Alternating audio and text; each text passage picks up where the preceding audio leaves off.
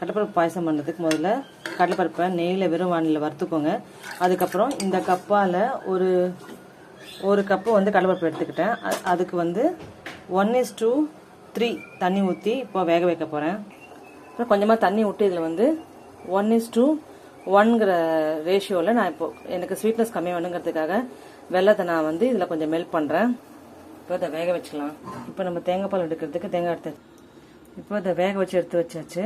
கொஞ்சோண்டு மேலே கொஞ்சம் டாப்பிங் பண்ணுறதுக்கு கொஞ்சம் கடிக்கிற மாதிரி கடலைப்பருப்பு எடுத்து வச்சுக்கோங்க. வேக வச்சதை தேங்காய் பால் வடிக்கிட்டுருக்கேன், அதையும் சேர்த்து இந்த இதோடையே நம்ம போட்டுக்கலாம். இப்போது இது எல்லாத்தையும் ஒன்றா சேர்த்தாச்சு.